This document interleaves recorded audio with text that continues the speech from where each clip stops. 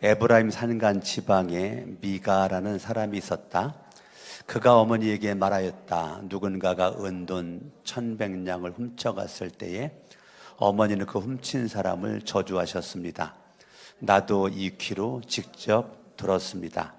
보십시오. 그 은돈이 여기 있습니다. 바로 내가 그것을 가져갔습니다. 그러자 그의 어머니는 도리어 이렇게 말하였다. 애야, 주님께서 너에게 복 주시기를 바란다. 기도합니다. 하나님의 생명의 말씀 믿음으로 받을 때 깨닫는 역사가 있도록 도와주시옵소서. 오늘 어버이 주일날입니다. 어버이 주일에 예배, 2부 예배 드린 귀한 발걸음들마다 건강하고 장수하고 자손들도 예수 잘 믿고 구원받고 효심이 가득하고 형제간에 우애가 있고 사업장은 창대번창 왕성을 하고 직장 인정받고 존귀함 받으며 하나님 은혜 가운데 행복한 가정 될 수 있도록 도와주시옵소서. 이 시간도 감사드리고 예수님 이름으로 기도합니다.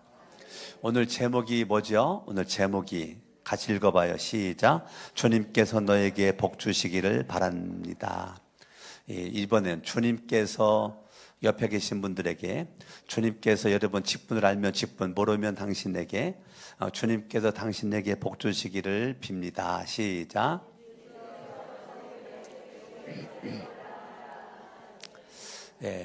제가 여러분에게 할 테니까 여러분 아멘으로 받아봐요. 주님께서 여러분에게 복 주시기를 기도합니다. 저에게 손을 하고 한번 주님께서 목사님에게 한번 해봐요. 시작. 아멘. 여러분이 그렇게 말하니까 제가 기분이 좋을까요? 안 좋을까요? 제가 여러분에게 말하니까 또 옆에 분들이 말하니까 기분이 좋아요? 안 좋아요? 근데 제가 이 제목을 어디에서 찾았느냐면 2절 마지막이에요. 애야, 사랑하는 아들아, 존귀한 우리 집안의 보배야, 그 말이에요. 애야, 주님께서 너에게 복 주시기를 바란다, 이거죠. 제가 요 구절만 딱 떼어가지고 제목을 삼았는데 이 제목이 맞을 것 같아요? 틀릴 것 같아요? 요것만 딱 떼어가지고 제가 제목 삼았거든요. 이 말만 딱 들을 때는 이게 좋아요? 나빠요? 좋죠. 1절에 보니까 미가라는 사람이 있었다는 거예요. 어디에? 에브라임 산간 지방에 미가라는 사람이 있었어요. 미가는 미카야후라는 이름의 줄임말이에요. 따라합니다. 미카야후. 그걸 줄여서 미가 그랬대요. 미가의 뜻은 여호와와 같으신 분이 누군가라는 뜻이에요. 그 말은 여호와보다 뛰어난 신은 없다 그 말이에요. 오직 여호와 하나님만이 참이다 그 말이에요. 그러니까 미카야후 미가라는 이름은 좋아요, 안 좋아요? 너무 좋죠. 그러니까 미가의 어머니가 2절에 나오는데 아버지 어머니가 당연히 믿음이 있는 분들이죠. 믿음이 있는 분들이니까 이름을 미카야후라고 이름을 줬죠. 그래서 이 아들을 통해서 하나님의 기쁨 되길 원하는 엄마 아버지의 믿음이 이름 속에 들어가 있는 거예요. 2절을 봅니다. 그가 어머니에게 말하였다. 누군가가 은돈 1,100냥을 훔쳐갔을 때, 지금 어머니가 부자였었던 것 같아요. 아버지는 안 나오니까 모르는데 엄마가 부자였어요. 은돈 1,100냥.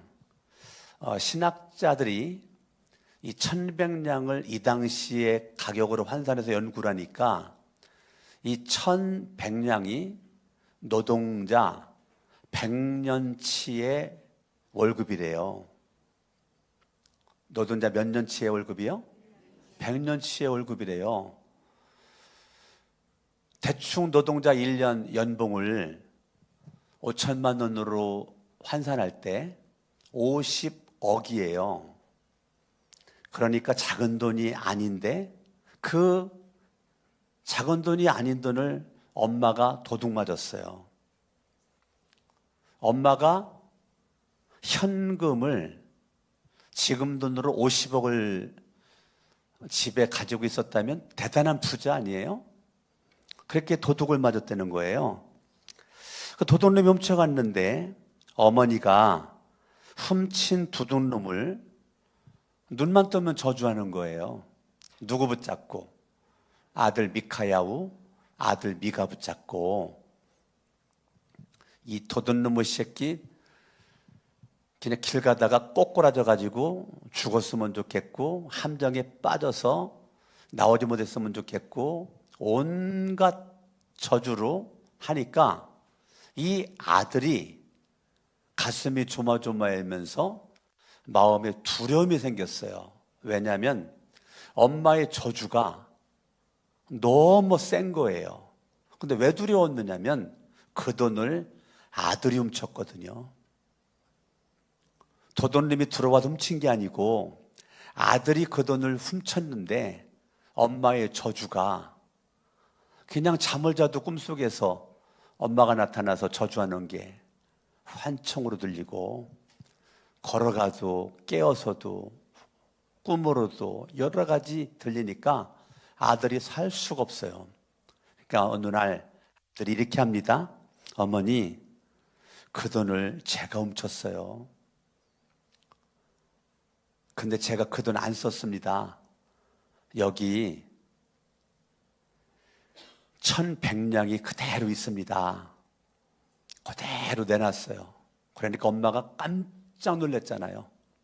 도둑놈이 훔쳐간 줄 알고 온갖 저주를 다 퍼부었는데 지금 그 저주를 누가 다 받게 되었어요? 사랑하는 금이야오기가 키웠던 아들이 그 저주를 다 받게 생겼어요. 기가 막히잖아요. 그러니까 엄마가 그렇게 말하는 거야. 사랑하는 나의 보배, 나의 희망, 아들아, 하나님께서 너에게 복 주시기를 바란다 라고 오늘 제목 썼던 이 말을 엄마가 아들에게 한 거예요. 그럼 이제 여러분에게 물어볼게요. 저를 쳐다보세요.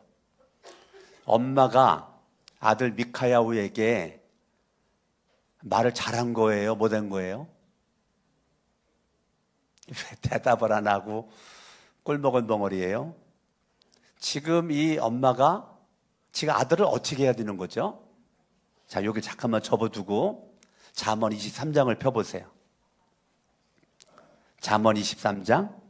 잠언 비슷한 구절이 많이 있는데 한 구절만 볼게요. 13절입니다. 잠언 23장 13절. 자막에도 떴어요. 같이 한번 읽어봐요. 시작. 아이 꾸짖는 것을 삼가지 마. 그러면 아이를 꾸짖으라는 거예요? 꾸짖지 말라는 거예요? 꾸짖으라는 거죠. 매질을 한다고 하여서 죽지 않는다. 매질을 하라는 거예요? 하지 말라는 거예요? 매질을 하라는 거죠. 아이가 잘못됐으면 꾸짖어라. 어제도 우리 싱글 청년들, 청년에 속해 있는 우리 8명이 생명의 삶을 공부를 지금 토요일마다 10시부터 12시 2시간 동안 하고 있는데, 제 사위 도찬수 목자와 딸 강예은 목녀도 생명의 삶을 지금 공부를 하고 있거든요.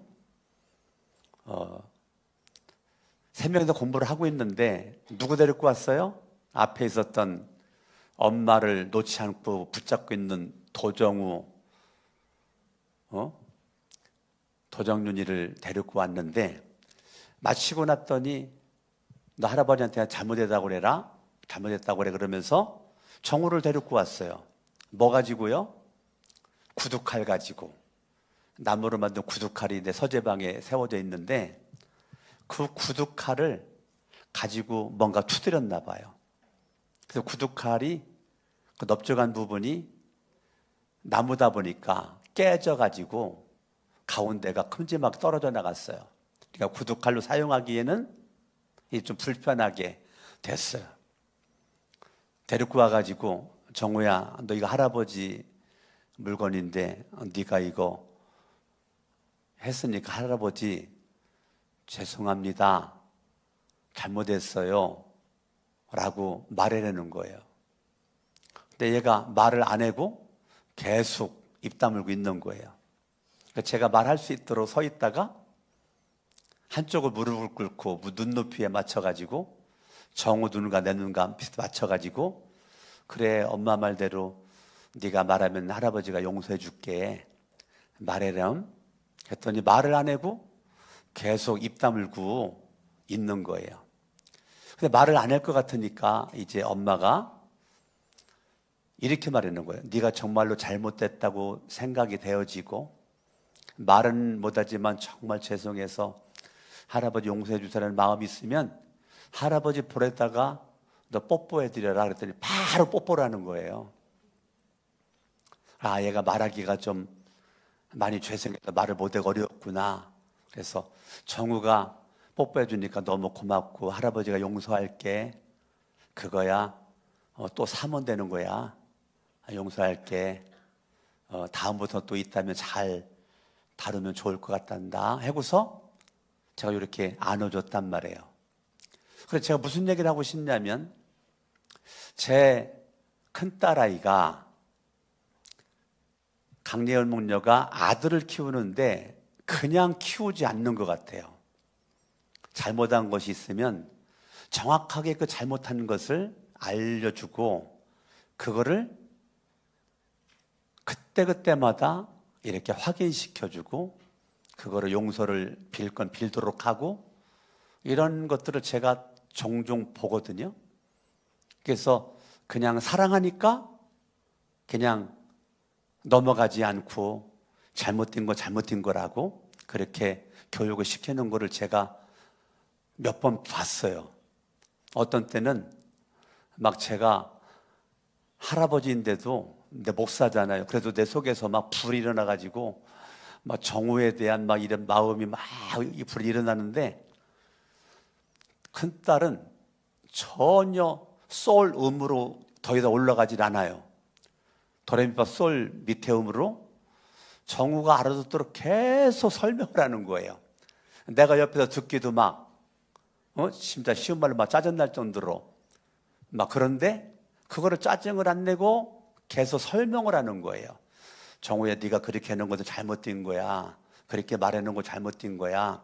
그래 행동하는 게 아니야. 계속 말을 안 듣는데 설명을 계속하고 나중에는 정우에게 잘못됐다는 말을 받아내더라고요. 시간이 많이 흘러가는데 조금도 화를 안 내요. 그리고 설명을 해요. 잘못됐다는 것을. 그래 그거를 뜯어 고쳐요. 알려줘요. 또 한 달치라도 그걸 하는 거를 제가 이렇게 볼 때 아, 얘가 유아교육과를 나와서 그런지 자녀 교육을 잘 시키는구나. 그거를 제가 자주 느낀단 말이에요. 오늘 이 어머니가 미카야후 아들이 도둑질도 이게 큰 도둑이잖아요. 여러분 도둑질 해봤어요? 안 해봤어요? 훌륭하시네. 나는 해봤어요. 저는 초등학교 5학년 때 어머니 아버지 동생들은 서울 면목동에서 살고 저는 시골에서 할머니 할아버지 작은 아버지들 고모님들이랑 시골 살면서 초등학교를 30리길 1시간 반 40분을 걸어 다녔거든요. 근데 시골에서 일하면 학교 안 갔어요. 못 심으면 안 가고 못 심었고 벼 털면 학교 안 가고 콩 심으면 학교 안 가고 이렇게 저는 공부보다도 일하는 게 더 중요한 줄 알았어요. 근데 더 이상 그렇게 살기가 어린 시절이 힘들어서 내가 집을 도망가려고 맘먹고 돈을 훔쳤다니까요. 할머니 지갑을 뒤지고 주머니를 뒤지고 작은 아버님들 고모님들 주머니를 뒤져가지고 돈을 훔쳤어요. 왜요? 도망가려고. 그 시골을 탈출하려고. 근데 다 뒤졌는데 190원 제가 훔쳤어요. 190원. 돈이 적어서 못 도망갔어요. 190원 가지고 도망갈 데가 없더라고. 아니 할머니도 그렇고 작은아버지 고모도 그렇고 어떻게 이렇게 돈이 없을까? 근데 제가 진짜 훔칠 만한 거 다 뒤졌는데 돈이 없었어요. 근데 이 어머니에게는 노동자 100년치의 그러한 그 돈을 집안에 가지고 있었는데 아들이 간병이도 그걸 훔쳤으니까 일단 10계명 범한 거잖아요.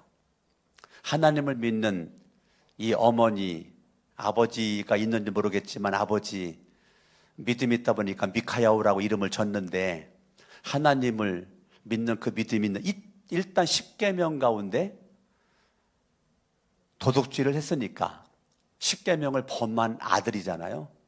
그런데 이 엄마는 그 아들에 대해서 지금 잠언의 말씀처럼 꾸짖지를 않아요. 그 아이가 몇 살인지는 모르겠어요. 큰돈 훔친 겨 보면 나이가 어린 것 같진 않아요. 어느 정도 성장한 모습인 것 같아요. 근데 꾸짖지를 않아요. 정말 아들을 사랑한다면 매질도 할 수가 있었을 터인데 매질도 하지 않아요. 그리고 애야 한 거 보니까 그렇게 나이가 많은 것 같진 않아요. 애야, 나의 희망이야. 사랑하는 아들아, 주님께서 너에게 복 주기를 원한다. 그래, 이게 지금 엄마가 아들을 사랑하는 모습인가? 제가 일부러 이걸 가지고 제목을 썼는데 주님께 너에게 복 주기를 바란다. 이것만 보면 너무 훌륭하고 옆에 사람 이것만 가지고 축복하면 너무 훌륭한데 오늘 사사기 17장에서 이렇게 말하는 것이 이게 훌륭하지 않잖아요. 엄마는 일단 하나님의 말씀에 의해서 사는 엄마는 아닌 것 같아요. 하나님의 말씀이 기준되지를 못한 것 같아요. 하나님 중심의 믿음은 아닌 것 같아요. 그러다가 보니까 엄마의 생각으로 엄마의 마음으로 아들에게 주님께서 너에게 복 주기를 바란다. 왜 이렇게 말했을까? 깜짝 놀란 거죠. 도둑놈이 훔쳐간 줄 알았는데 아들이 훔쳐갔으니까 자기가 이제까지 쏟아보던 저주가 생각나는 거예요. 와, 이 저주, 내가 사랑하는 아들이 이 저주를 다 받으면 큰일 나는데, 그러니까 바로 말을 바꿔가지고 주님께서 너에게 복 주기를 원한다. 시간차가 있고 온도차가 있죠. 지금 이 엄마는 그 마음의 기준이 자기가 기준인 거예요. 하나님의 말씀이 기준이었으면 말씀으로 훈계했겠죠. 말씀에 빗대서 책망을 했겠죠. 필요하면 휘치리도 됐겠죠. 근데 잠언의 말씀대로 안 하고 애야, 주님께서 너에게 복 주기를 원한다 라고 이렇게 말한 거죠. 그러니까 이 엄마는 하나님의 말씀에 근거한 하나님 중심의 믿음이 아니고 하나님을 믿는 믿음이 샤머니즘적 믿음을 가지고 있었던 거예요. 여러분, 샤머니즘이 뭐죠? 샤머니즘. 신앙심은 있는데 종교성은 있는데 종교적 열정은 있는데 나의 변화가 일어나지 않는 것을 샤머니즘이라 그래요.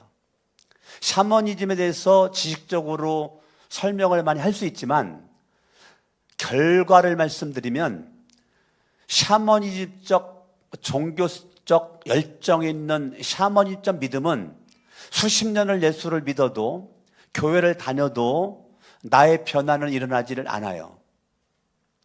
나의 변화가 일어나지 않는 그 종교성은 위험합니다. 늘 나중심적 생각과 마음으로 말하고 행동합니다. 늘 무슨 일이 있을 때마다 나여, 내가, 나로 말할 것 같으면 이거에 의해서 붙잡혀 삽니다. 그러니까 이 어머니는 어머니의 잘못된 신앙관이 아들을 망하는 길로 가도록 만드는 거죠.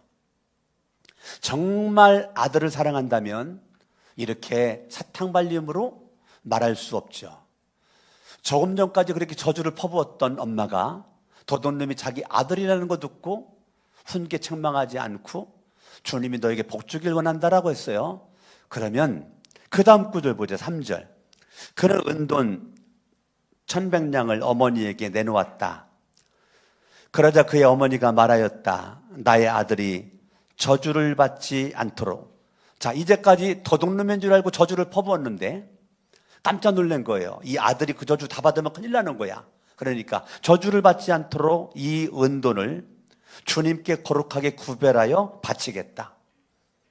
네가 훔친 은돈을 내가 다 바칠 수는 없고 내가 뭐 조금 좀 바치겠다.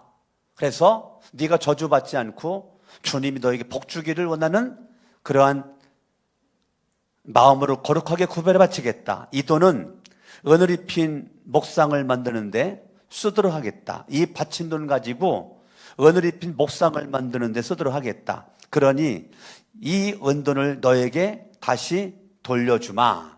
그러니까 이 은돈 가지고 너 가서 은을 입힌 목상을 만들어라. 내가 너한테 돈을 줄 테니까 이거 가지고 가서 은을 입힌 목상을 만들어. 엄마가 시킬 게 따로 있지. 지금 은을 입힌 목상, 이거 우상이거든요.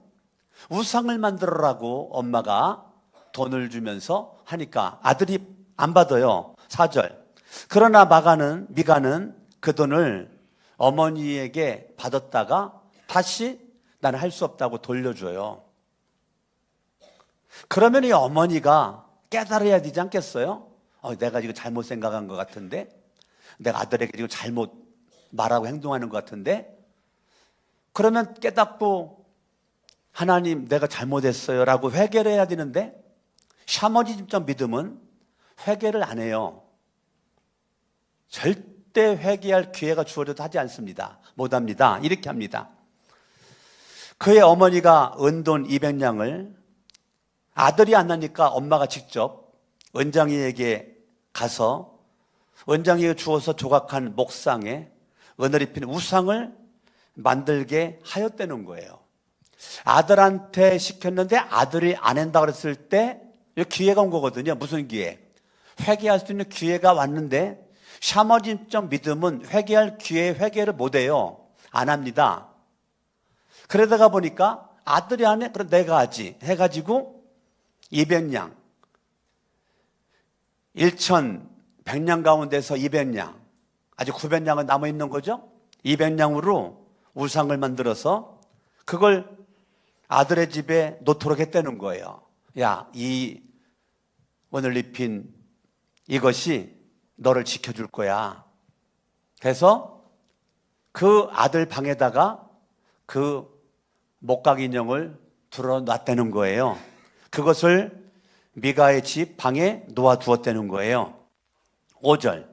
미가라는 이 사람은 개인 신당을 가지고 있었다는 거예요. 그러니까 아들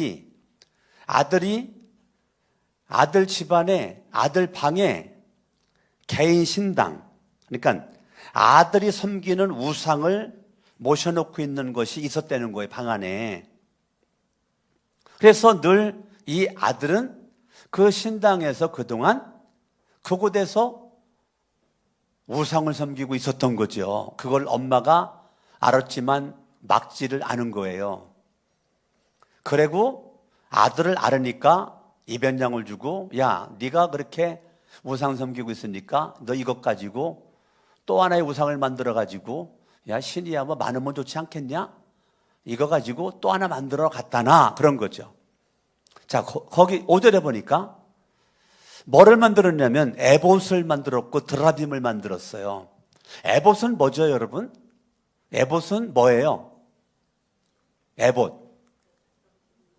이 당시 제사장이 입는 옷이에요. 그러니까 하나님을 섬기는 옷이라고요. 그건 잘 만드는 것 같아요. 그런데 드라빔을 만들었다는 거예요. 드라빔은 가정에서 섬기는 우상이에요. 가정 섬기는 우상. 창세기 31장 19절에서도 자기 하체 밑에다가 이 드라빔을 훔쳐가지고 나왔잖아요. 아버지한테 안 들키고. 아버지가 다른 데는 다 봤지만 차마 딸 하체 밑에를 보자고 할 수가 없어가지고 그곳에서 숨겨가지고 갖고 왔단 말이에요. 근데 그 드라빔이에요. 그걸 만들었다는 거예요. 그리고 이게 갈수록 태산인 거죠. 이 엄마의 샤머니즘적 믿음이 얼마나 갈수록 태산이냐면 자기 아들 가운데서 하나를 제사장으로 삼았다는 거예요. 아들이 우상 만들어 놓고 그렇게 우상을 섬기니까 야 그러면 누가 할까? 자녀가 몇 명인지 모르겠지만 몇 명 있었던 것 같아요. 야 그래도 네가 제사장을 했으면 좋겠다 그래가지고 아들 가운데 한 명을 제사장을 만들었다는 거예요. 이러면 안 되는 거죠. 왜? 레위 지파만이 제사장이 될 수가 있는데 지금 레위 지파가 아니에요. 근데 이 레위 지파가 아닌 이 에브라임 지파에 있는 이 어머니가 아들들 가운데 한 명을 제사장으로 만들었어? 이거는 샤머니즘의 최고봉으로 올라가 있는 겁니다. 절대 종교성은 있고 열정은 있는데 그 안에 하나님이 없어요. 입술로는 주님께서 너에게 복을 주길 원한다라고 말하는데 하나님의 말씀이 없어요. 하나님의 말씀이 빠져버린 종교적 열정을 샤머니즘이라고 그래요. 하나님의 말씀이 없으니까 삶이 안 변해요. 삶이 바뀌지가 않아요. 지금 그런 거죠. 그러니까 결론이 뭔지 알아요? 6절입니다. 그때 읽어봐요. 시작. 그때에 이스라엘에 왕이 없었으므로. 그때 이스라엘에 뭐가 없었다고요? 왕이 없었다고요. 왕이. 사사기는 1장부터 21장까지 있는데 세 부분으로 나누어지죠. 서론 부분이 1장부터 3장 6절까지, 본론 부분이 3장 7절부터 16장 마지막 절까지. 오늘 17장 1절은 결론 부분이거든요. 17장부터 21장은 결론 부분이에요. 근데 사사가 12명이 등장을 하게 되는데 대사사 6명, 소사사 6명이 사사기에 등장을 해요. 그게 3장부터 16장까지예요. 그런데 그 사사들이 등장하게 된 것은 사사기 2장에서 여호수아가 죽어요. 모세의 뒤를 이어받은 여호수아가 110살에 죽어요. 자, 백성들이 모세의 지도를 받다가 여호수아 지도받다가 여호수아가 죽는데 후계자를 모세는 키워가지고 여호수아를 세웠는데 여호수아는 후계자를 못 세웠어요. 그리고 그냥 죽었어요. 그러다가 보니까 백성들이 이제 흩어졌는데 뭐예요? 그때가 뭐예요? 여호수아도 죽었고 사사들도 다 사역하다가 죽었어요. 그때 이스라엘에 왕이 없었어. 왕이 없는 게 맞아요, 틀려요? 왕이 없는 게 맞아요, 틀려요? 틀리죠. 누가 왕인데요? 하나님이 왕이잖아요. 하나님이 왕인데 눈에 보이는 왕이 없어서, 눈에 보이는 왕이 있는데 눈에 보이는 왕이 없어서 사람들은 저마다 자기의 뜻에 맞는 대로 하였다는 거예요. 이게 사사시대의 하나님의 선민의 백성들의 총체적인 모습이에요. 그래가지고 사사시대는 내 테마가 계속적으로 굴러갑니다. 첫 번째, 왕이 없으니까 틈만 나면 불순종해. 우상을 섬겨. 하나님을 떠나. 그러니까 하나님이 징계를 내. 그렇게 견딜 수가 없으니까 부르짖어 기도하면서 세 번째, 회개를 내. 회개를 하니까 하나님이 긍휼을, 원한을, 자비를, 사랑을 베풀어서 회복을 시켜 구원을 해. 불순종, 징계, 회개, 구원. 살만하니까 또 불순종, 징계, 회개, 구원. 살다가 또 살만하니까 또 주님 뜻이 아니고 자기의 뜻대로, 자기 생각대로 불순종, 하나님이 무서운 책망을 하니까 회개하고 구원. 주님 뜻대로 살겠다라고 몸부림을 쳤던 모습이 한순간 사라지면서 또 자기의 뜻대로 살면서 불순종. 요게 사사기 전체가 3장부터 16장까지 계속 요 쳇바퀴가 돌아가요. 사사 12명을 겹치면서 요것이 계속 돌아가는 거예요. 그리고 지금 17장 결론 부분에 지금 이렇게 와 있는 거예요. 그러면 17장은 딱 두 부류예요. 1절부터 6절까지는 성도들의 영적 상태, 7절부터 13절은 오늘날로 말하면 목회자들의 영적인 상태. 성도들의 영적인 상태가 샤머니즘적 종교적 열정이 있는 말씀이 빠져버린 자기의가 충만한 자기의 뜻대로의 삶으로 살아가는 모습으로 1절부터 지금 5절까지 결론이 6절이에요. 자기의 뜻대로 자기의 생각대로 살고 있는 모습인 거죠. 그리고 집안에다가 개인 신당을 차려놨기 때문에 이 당시에는 예배를 어디서 드려야 되느냐면 실로로 가야 돼. 실로로 가가지고 실로에 가서 예배를 드려야 돼요. 실로까지 가려면 거리도 있죠. 가려면 힘들어요. 그런데 미가가 자기 집에다가 신당을 차려놓고 우상을 놓고 그곳에서 자기 나름대로 예배도 드리고 기도를 하니까 너무 쉬운 거야. 나가려면 뭐 머리 감을 것도 없지, 옷 갈아입을 것도 없지, 뭐 세수하고 스킨로션 바를 것도 없지, 차 타고 가면서 또 시간 낼 것도 없지. 그냥 집에서 그냥 예배를 그냥 드린다고 하니까 얼마나 쉽냐고. 그렇게 지금 미가가 그렇게 하는 거죠. 그러니까 오늘날도 이 당시와 차이가 있어요? 오늘날도 별 차이가 없잖아요. 오늘날 사람들 유행하는 말이 뭐예요? 오늘날 가나안 성도가 너무 많다고. 가나안 성도가 너무 많다는 거야. 왜 가나안 성도가 많은데? 현대판 미가, 현대판 미카야후. 나름대로 집안에다가 신당을 차려놓고 집안에서 나름대로 예배 드린다는 거야. 나름대로 기도를 한다는 거야. 내가 교회를 안 나가도 가나안, 반대로 하면 안 나가죠? 안 나가. 어디를? 교회 안 나가. 그게 가나안 성도라고 그래. 가나안, 반대로 안 나가. 그게 현대판 미가란 말이에요. 미가. 종교성은 있어가지고 입술로는 부인하지 않아요. 하나님을 믿어 집에서 예배를 드린대. 근데 여러분, 주님이 예배 드린다고 다 받나?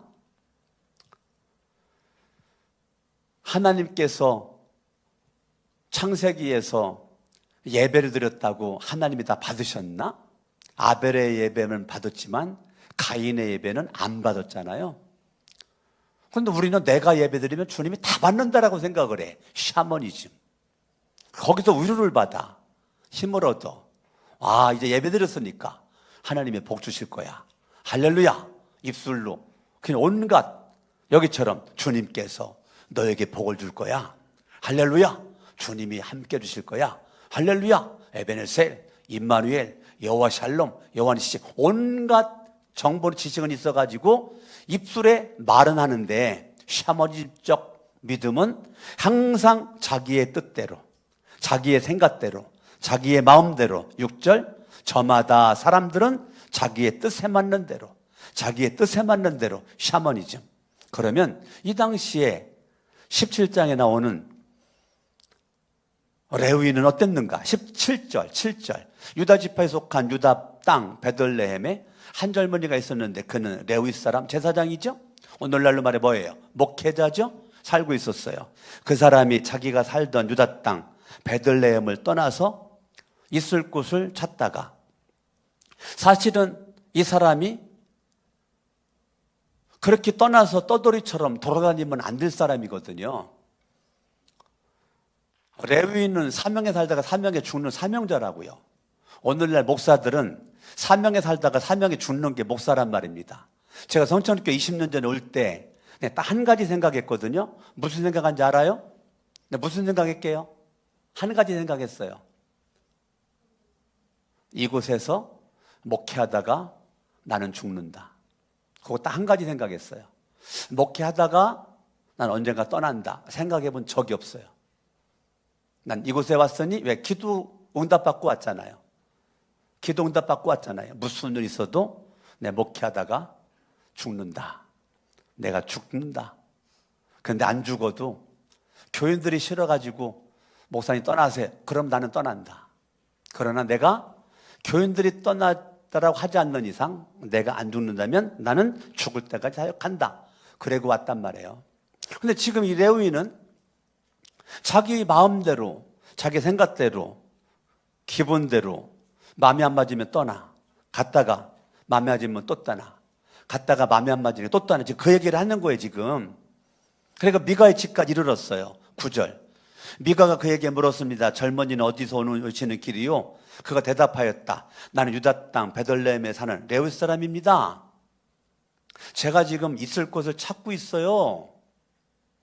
나 지금 목사예요, 그 말이에요. 나 지금 목사인데 내가 있을 곳을 지금 찾고 있어. 와, 그러니까 미가가 너무 반가운 거거든요.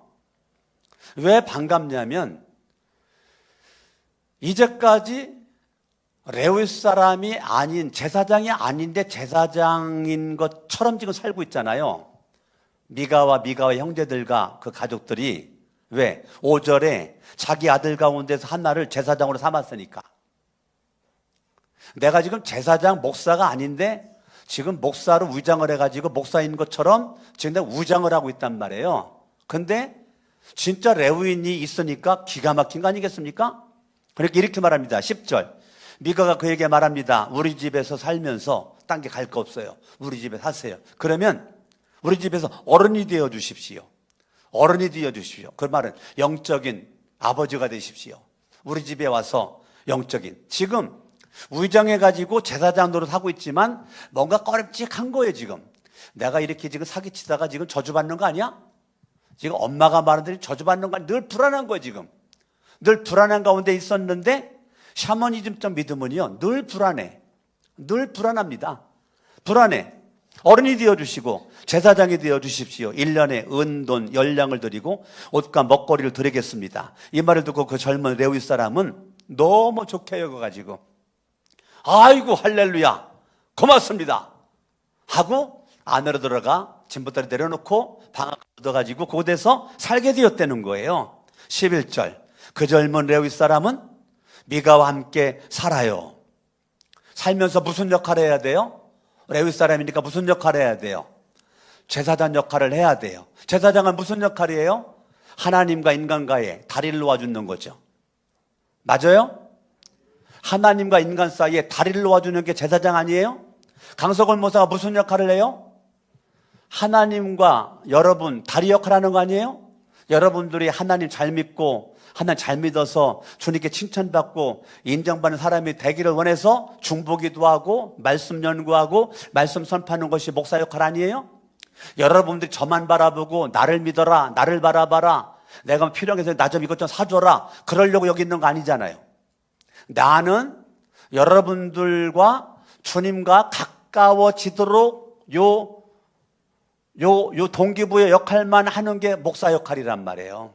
그러니까 여러분들이 강석원 목사를 믿지 말고 누구 믿어야 돼요? 예수를 믿고 하나님을 믿어야 된단 말입니다. 그런데 이 제사장이 이랬어요. 11절. 그 젊은 레위 사람은 미가와 함께 살기로 하고 미가의 친아들 가운데 하나처럼 되었다. 자, 샤머니즘은 철저히 인본주의적으로 갑니다. 샤머니즘은 신본주의로 가지 않습니다. 샤머니즘은 하나님을 두려워하지 않습니다. 샤머니즘의 모든 것 눈에 보이는 사람이 두려운 존재고 사람의 비유에 맞추는 것이 전부죠. 신본주의, 하나님을 두려워하는데 레위는 미가의 친아들 가운데 하나처럼, 이 말은 미가의 눈치만 보고 미가에게 환심을 사고 어떻게든지 방 주지, 먹여주지, 꼬박꼬박 한 달에 은 열량 주고 있지. 그러니까 여기가 좋사오니지. 그동안 이런 거 찾았었는데 이런 거 없었거든. 여기가 좋사오니. 딱 그렇게 하면서 이때부터 이제 미가에게 비비기를 시작해. 뭘 비비요? 손바닥을 비비기 시작하는 거지. 누군 의식하지 않고 하나님 코람데오의 삶을 살지 않고 하나님이 입술로는 말하지만 속에는 미가의 어머니도 하나님이 역사할 수 없는 거죠. 이럴 수가 없는 거죠. 12절 미가가 그 레위 사람을 거룩하게 구별하여 세우니 그 젊은이는 미가 집안의 제사장이 되어서 집의 제사장이 되어서 그 집에서 살았어요. 그러니까 13절에 그래서 미가는 자기가 이제 레위 사람을 제사장으로 삼았으니까 야 이제 5절이 해결된 거잖아요. 예? 형제 가운데 자기가 아마 미가를 제사장 세웠을지도 모르겠어? 이게 해결된 거잖아요. 이게 꺼림칙했었는데 이제 진짜 제사장이 와서 있으니까. 그러니까 이렇게 말합니다. 주님께서 틀림없이 자기에게 복을 주실 것이라고 생각을 했다는 거죠. 주님께서 틀림없이 자기에게 복을 주실 것이라고 생각을 했다는 거예요. 샤머니즘은 늘 복으로 시작해서 복으로 끝납니다. 내가 이렇게 하면 하나님이 복 주실 거야. 내가 이렇게 하면 하나님이 복 주실 거야. 내가 하나님 복 주실 거야. 물론 그 말이 틀리지 않아요. 맞는데요. 위험합니다. 복을 안 줄 수도 있거든요. 주님이 안 줄 수도 있어요. 기다려라 할 수도 있어요. 다른 거 줄 수도 있어요. 내 생각대로 주님의 계획대로 다를 수가 있어요. 근데 복 주시겠지 했는데 안 주잖아요. 그래 실망해. 낙심해. 좌절을 내. 왜? 샤머니즘적 믿음이에요. 그러면 이 당시에 앞부분에 어머니와 미가나 뒷부분에 레위 제사장이나 쌤쌤이에요. 성도들의 영적 상태나 목회자의 영적 상태나 똑같다니까요. 오늘날도 여러분 목회자에게 여러분들에게 가장 중요한 게 뭘까요? 사명이죠. 저도 사명, 여러분도 사명. 하나님의 목적대로 살다가 우리는 주님 앞에 가는 거잖아요. 그러니까 사명이 빠지면 큰일 나는 거잖아요. 강석원 목사도 사명으로 와서 20년째 사명으로 일하고 있는 것은 하나님을 의식하고 그렇게 하고 있는 거잖아요. 지금 이 레위인의 문제는 사명이 아니에요. 사명이 아니에요. 철저히 샤머니즘적, 인본주의적, 종교성만 발달하고 있는 그러한 모습인 거죠. 그래서 계속 지금 엄마가 말했던 복이 이제 미가도 13절에 복을 말하잖아요. 엄마가도 주님이 너에게 복 줄 거야. 미가도 똑같이 따라하잖아요. 주님께서 틀림없이 엄마가 저주했지만 이제 저주가 오지 않고 나에게 복을 주실 것이라고 생각을 했다는 거예요. 근데 이 생각 속에 말씀이 없잖아요. 말씀이 없잖아요. 자기 노력만 있잖아요. 자기 열정만 있잖아요. 위험합니다. 오늘 어버이 주일을 맞이해서 우리 부모님들인 여러분들이 할아버지 할머니죠. 엄마 아버지예요. 여러분들의 믿음을 한번 점검해 봤으면 좋겠어요. 내 믿음이 하나님의 말씀에 근거한 믿음, 하나님 중심적 신본주의적 믿음인가? 내가 아들, 딸, 손자, 손녀 키우면서 잘못해도 책망 하지 못하고 훈계한 하지 못하고 내 안에 기준이 없으니까 그때 사랑만 해. 뭐 그게 너무 이뻐. 그래 막 금해오기야 키워. 막 잘못해도 잘못했다고 소리 안 해. 아이를 망치는 거죠. 그 아이를 망치는 거예요. 부모의 잘못된 생각과 잘못된 행동이, 잘못된 가치관이 아이 앞길을 망쳐버리는 거예요. 오늘 어버이 주일에 여러분들이 여러분의 가치관을 다시 한번 정리하는 거죠. 내 가치관이 정말 샤머니즘적 가치관인가? 하나님 중심 신본주의적 가치관인가? 말씀 중심의 가치관인가? 내 경험과 노력의 가치관인가를 정확하게 점검을 해서 오늘 여러분들이 하나님 안에서 성도님 여러분들이 정말 영적인 체계가 세워져서 하나님의 기쁨 되고 저를 비롯한 우리 교회 부사역자들이 영적인 체계가 세워져서 하나님의 기쁨 될 수 있는 저와 우리 부교육자가 되는 거, 또 여러분 되는 거 얼마나 주님이 기뻐하시겠어요. 할렐루야. 5월 가정의 달 하나님께서 저와 여러분들에게 놀라운 축복이 있게 될 줄로 믿습니다. 두 손을 가슴에 얹겠습니다. 이 시간 말씀을 붙잡고 한번 기도할 때 하나님 아버지, 오늘 이 하나님의 생명의 말씀이 우리 성도들과 우리 목회자들이 정말 하나님을 두려워하고 하나님을 의식하고 사명으로 살기를 원합니다.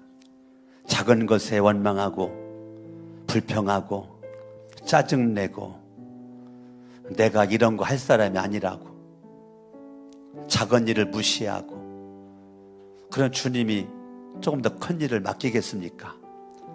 작은 일에 순종하고 성실하게 감사함으로 임할 때 주님은 조금 더 큰 일을 맡기지 않겠습니까? 작은 일을 작게 여겨 소홀히 하는 자, 절대 주님은 큰 일을 맡길 수가 없습니다. 평생 그렇게 살아간다면 얼마나 안타깝습니까? 주님 사명으로 생각하고 사명으로 말하고 사명으로 행동하게 하옵소서. 짧은 시간 한번 합심으로 기도합니다. 할렐루야. 살아계신 아버지 하나님, 하나님의 말씀을 통해서 깨달음을 주시니 감사합니다. 주님 홀로 영광 받아주시고 하나님 은혜 가운데 승리할 수 있도록 도와주시기를 원합니다.